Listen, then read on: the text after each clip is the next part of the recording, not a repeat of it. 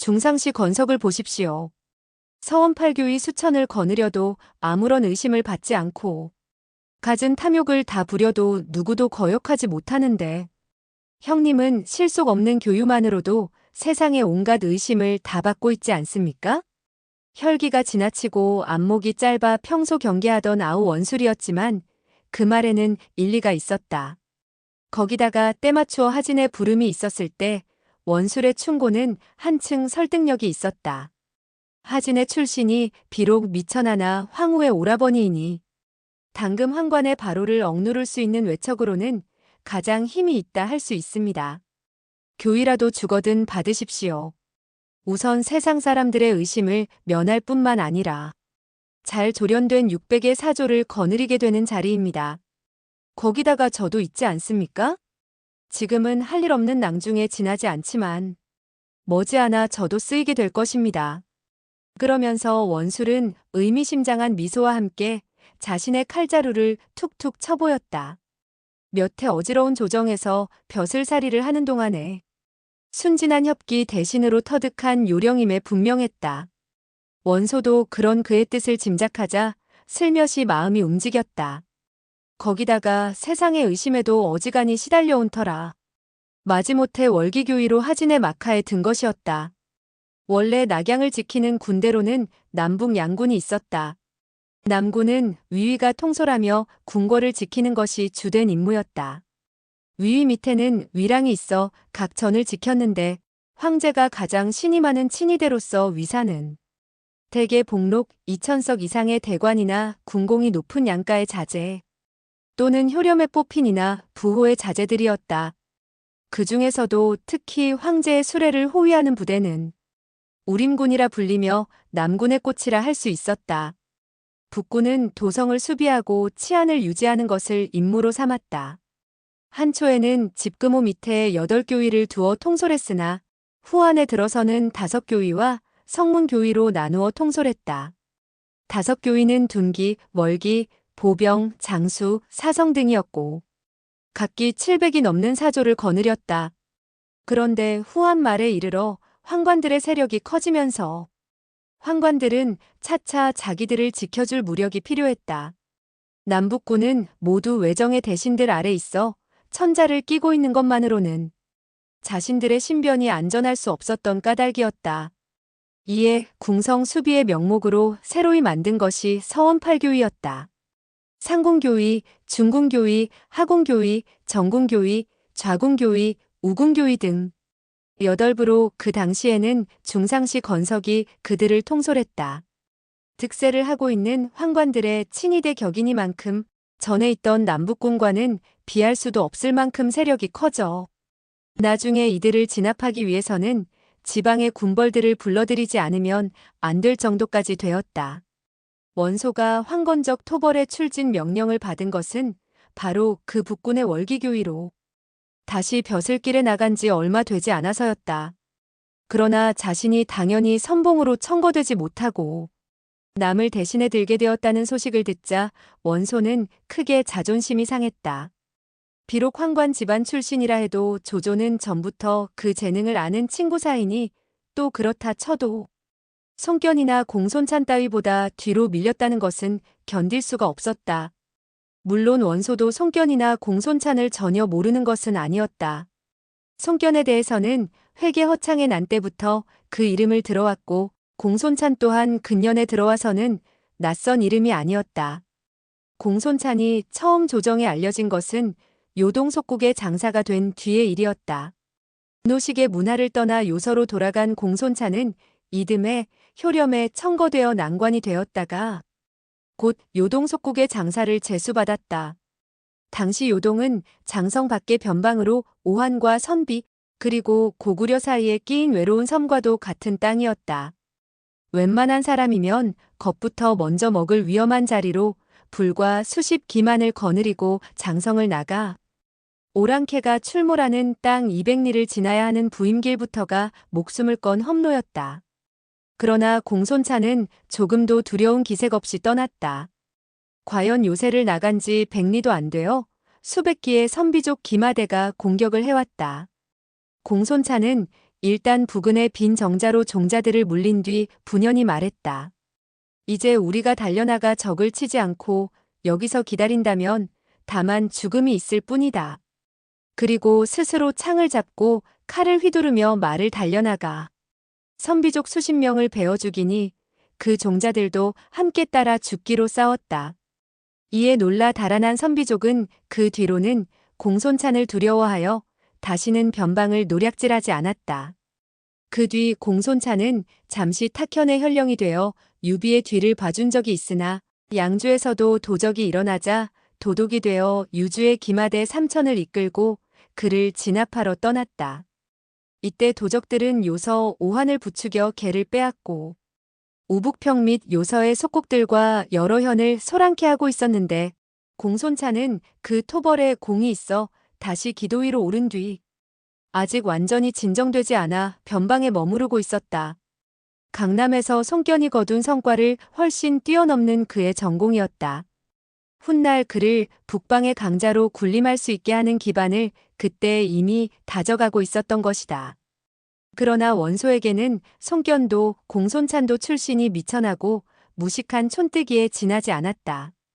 10번 양보해서 생각해도 사람들 입에 떠들썩하게 오르내리는 그들의 성공조차 뚝심에 곁들인 행운으로밖에 보이지 않았다. 그런 그들에게 뒤진 것이 명문의 귀공자에게 어찌 쓰라림이 아니겠는가. 그제서야 원소는 허황된 꿈에 매달려 실속 없는 교유로 헛되이 보낸 세월을 후회했다. 그 8년 동안에 이름도 성도 없던 촌뜨기들이 자기를 앞질러 가버린 것이었다. 거기서 원소는 비장한 결의로 출전에 임했다. 그에게는 황걸란이야말로 자신이 낭비해버린 세월을 한꺼번에 만회시켜줄 기회였다. 좌군사마로서 중랑장 주전을 따라 황건적을 토벌하라는 명이 합의의 손견에게 이른 것은 낙양에 조신 회의가 있고 이래가 지난 뒤였다. 일찍이 오군 일대에서는 이미 명성을 드날린 손견이었다만 조정의 대신들과 천자의 입에까지 오르내려져 특히 부름을 받게 된 데는 사실 주전과의 오랜 인연도 한몫을 했다. 주전은 오군에 가까운 회계 사람으로 이미 허창 부자의 모반 때부터 손견과 인연을 맺게 되었다. 자신이 모시던 태수 윤단이 허소에게 폐해죄를 입은 데 비해 의군을 모아 종군한 청년 장수 손견은 싸움마다 승리를 거두었기 때문이었다. 그러다가 교지의 자사가 되어 도적 양용을 토벌할 때 다시 손견을 불러써서 그의 재략과 용력을 잘 아는 터였다. 사자가 이르렀을 때 손견은 마침 뒤뜰에서 이제 10살 난 아들 손책의 격검을 보아주고 있었다. 우위의 승에서 합의의 승으로 옮긴 지도 벌써 6년, 손견은 어느새 두 아들을 둔 30의 성년이 되어 있었다. 맏아들 책에 다시 합의로 옮겨와 낳은 권이었다. 손권은 오부인이 꿈의 해를 보고 낳았다는 아이로 턱이 네모나고 입이 크며 눈동자에 푸른 기운이 섞여 있었다. 손견은 그런 둘째 아들의 상이 귀하다는 생각이 들면서도 어쩐지 정은 큰아들 책에게만 쏠렸다. 손책 또한 그런 아비의 사랑을 받기에는 모자람이 없는 아이였다. 얼굴은 어머니를 닮아 수려했으나 근골은 손견의 아들답게 남달리 크고 굳세었으며 성격도 활달하고 도량이 넓었다. 말하자면 매력과 위엄을 동시에 갖춘 용모로서 그를 보는 사람들은 정신을 못 차릴 만큼 까닭 모를 애정을 느끼면서도 함부로 팔을 뻗어 안을 수 없을 만큼 이상한 두려움을 함께 느꼈고 개나 고양이까지 어린 그의 눈길 한 번에 꼬리를 사리고 숨을 정도였다. 하지만 손견이 무엇보다 더 아들 책을 사랑하게 된 것은 그의 총명이나 위엄보다 타고난 무예 때문이었다. 겨우 걸음마를 옮기면서부터 병장기를 놀이개로 삼은 손책은 대여섯이 되면서부터 황계나 정보를 졸라 얻은 작은 창검과 활로 무예를 익히기 시작했다. 하지만 황계의 쇠채찍이나 정보의 철사모는 물론 한당의 대도와 조무의 쌍칼이 한 가지로 어린아이가 익히기에는 너무 무거운 무기들이어서 7살 때부터 손견이 직접 자신의 도법을 가르치고 있었다. 가르칠수록 놀라운 재주였다. 1년도 안 돼 막대기 하나만 들면 다 큰 가동들도 손책을 당해내지 못했고 10살이 된 그 무렵에는 제법 창칼 깨나 만진다고 알려진 부중의 갑졸들조차도 손책을 상대로 진땀을 뺄 정도였다. 그런데 그날은 좀 이상했다. 내지르는 칼 끝에도 힘이 들어있지 않았고 배는 칼날에서도 바람 가르는 소리가 들려오지 않았다. 어딘가 딴 곳에 마음이 쏠린 듯 벌써 한치를 벗어나지 않던 찌르기도 번번이 빗나갔다. 한동안 그런 아들을 바라보던 송견이 엄한 얼굴로 말했다. 칼을 거두어라. 그리고 이어 까닭없이 당황하여 특히 어린 그를 위해 만든 작고 가벼운 보도를 멈춘 아들에게 조용히 물었다. 무슨 일이냐? 어째서 정신을 딴 데 팔고 있느냐? 아버지의 갑작스러운 물음에 무언가를 잠시 망설이던 손책이 이윽고 또렷한 목소리로 대답했다. 실은 이제 필부의 칼은 그만 배웠으면 좋겠습니다. 필부의 칼? 필부의 칼은 높은 사람 앞에서 재주를 겨루는 칼이니 위로는 사람의 목을 베고 아래로는 간이나 폐부를 뚫습니다. 그러나 그 칼은 싸움달개 발톱 같아서 한번 숨이 끊어진 뒤에는 아무짝에도 쓸모가 없게 됩니다. 제가 듣기에 왕자의 칼은 그것을 쓰던 이가 죽어도 그 빛이 온 세상에 빛나며 오래 세상을 평안케 한다 하였습니다. 어떤 칼이 그렇단 말이냐? 송견은 아들의 뜻이 어렴풋이 짐작이 가면서도 속을 떠보듯 계속해 물었다. 손책은 더욱 낭낭한 목소리로 대답했다. 지혜와 용기 있는 사람으로 칼끝을 삼고 청렴한 이로 칼날을 삼으며 어진 이로 칼등을 삼고 충직한 이로 칼몸을 삼고 호걸스런 이로 칼자루를 삼은 칼이 바로 그러하다 했습니다. 송견이 비록 무예에 치우친 인물이라 하지만 어린 아들의 그 같은 총명이 기쁘지 않을 수 없었다. 그러나 난세에서 급한 것은 우선 자기 몸부터 가릴 수 있는 칼이라 생각하고 짐짓 엄하게 꾸짖었다. 제 한 몸도 지키지 못한다면 제왕의 칼이 무슨 소용이겠느냐? 힘줄과 뼈의 수고로움을 피하려는 궤변이다. 이때 황계가 급하게 뒤뜰로 들어섰다. 주공, 태수께서 부르십니다. 아침 나절에 부중을 들렀을 때도 말이 없었는데 무슨 일이시오? 송견이 의아로운 얼굴로 물었다. 다행히 황건적이 합의 부근에는 나타나지 않아. 군사를 점거하고 병장기를 닦게 하는 것으로 그날 일을 마치고 일찍 퇴청한 때문이었다. 도성에 부르심이 있다고 하셨습니다.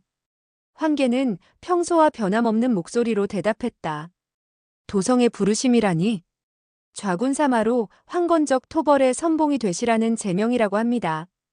어디 인물이 없어 멀리 합의의 송견을 불러들인단 말이오? 애구 폐하께서 어떻게 이 송견 있음을 아시고 중랑장 주전 장군이 표를 올리시고 폐하께서 윤허하셨다는 소문입니다. 오, 도정우께서. 그제서야 송견도 일의 경위를 알 것 같았다. 도정우는 주전이 교지 양룡의 난을 진압한 공으로 받은 자귀였다. 도성의 형편은 어떠한지 들은 게 있어? 지금 대장군 하진이 책임을 맡아 새 중랑장으로 하여금 우선 삼로의 군사를 이끌고 적의 소굴을 치게 하리라고 합니다. 하지만 도적을 치는데 장수 못지않게 필요할 게 군사들이요. 그래 도대체 토벌군은 얼마나 일으켰다고 합디까? 자세한 것은 알 수 없으나 도성의 금군들과 따로 모집한 증원병을 합쳐 5만은 된다고 합니다. 50만을 치는데 5만이라. 아무리 황건적이 보잘것없는 난군이라 해도 5만으로는 너무 부족하오. 송견은 그렇게 말하고 잠시 생각에 잠겼다가 곧 황계에게 명했다. 지금 급히 정보 한당 조무를 찾아 함께 이리로 모이시오. 내 곧 태수를 만나고 오겠소. 그리고 급히 태수의 부중으로 달려갔다. 송견의 명을 받은 황계는 곧 사방의 사람을 놓아 이제는 완연히 송견의 사람이 된 그들 셋을 찾게 했다. 다행히 셋은 모두 멀리 있지 않아 한식경도 안 돼. 황계는 그들과 함께 송견의 저택에서 송견을 기다릴 수 있었다. 송견은 저물 무렵에야 태수의 부중에서 돌아왔다. 지금 황공복은 즉시 의군을 모을 경문을 초하여 내성문과 사람의 왕래가 빈번한 곳에 걸도록 하시오. 그리고 나머지 셋은 허창을 토벌할 때 이후로 나를 따라 지금 이 합의성에까지 와 있는 용사들을 불러 모으시오. 송견은 방 안에 들어서기 바쁘게 그런 명을 내렸다. 다시 의군을 일으킬 심산이라는 건 알 수 있었지만 얼른 그 까닭이 이해되지 않는 황계가 물었다. 조정에서 군사를 이끌고 오라는 분부였습니까? 그것은 아니오. 하지만 군사를 이끌고 가면 크게 요긴하게 쓰일 것이오. 그렇다면 왜 태수에게 군사를 빌리지 않습니까? 의군을 일으키는 것은 번거로울 뿐만 아니라 자칫하면 기일에 대지 못해 대명을 어기게 될까 두렵습니다. 이번에는 정보가 조심스럽게 말했다. 내가 이 합의의 관병을 빌려가면 성중이 텅 비게 되니 만약 도적이 그 틈을 노리면 어떻게 하겠소? 그래서 태수께로부터는 약간의 병장기와 군량만 빌리기로 했소이다. 또 의군을 일으키는 일은 번거롭고 지체하기 쉬운 일이나 역시 서두르면 관병을 이끌고 가는 것에 비해 크게 늦어지지는 않을 것이요. 그렇지만 갑작스레 모아 조련도 안 된 군사들로 어떻게 기세가 오를 대로 옳은 도적을 당하시겠습니까? 조련이 안 되기는 도적들도 마찬가지요. 오히려 우리에게는 대의와 명분이 있고 또 이전 회계 이래로 수없는 싸움을 겪은 역전의 용사들이 300이나 앞장서서 길을 틀 것인즉 무엇이 두렵겠소? 이번 한건의 무리는 지난 허창, 허소 부자나 양용, 공지의 무리와는 다르다고 들었습니다. 천자께서 직접 조신회의에 납시어 삼로에 대군을 보내신 것도 이번이 처음이요. 정덕모는 너무 심려치 마시오. 다만 용사들을 재촉하고 밤을 낮사마대오를 짜 한 시각이라도 빨리 군사를 경사로 진발시키도록 힘써주면 되겠소이다. 송견은 그렇게 말하며 거듭 네 사람을 재촉했다. 이에 네 사람이 따르니 이튿날 날이 새기 바쁘게 내 성벽과 저작거리에 의군을 모으는 경문이 나붙고 송견을 따르는 305군 자제들은 지원자가 나서는 대로 대와 오를 짜 진발을 서둘렀다. 송견의 영명이 워낙 높은 데다 제명에 기댄 모병이라 합의성 중에 있는 장정들은 거의 한 사람도 없이 모여들다시피 했고 다시 전란으로 장사길이 막힌 떠돌이 등짐 장수며 행상들까지 더해 하루 사이 모인 군사만도 1000여 명에 가까웠다.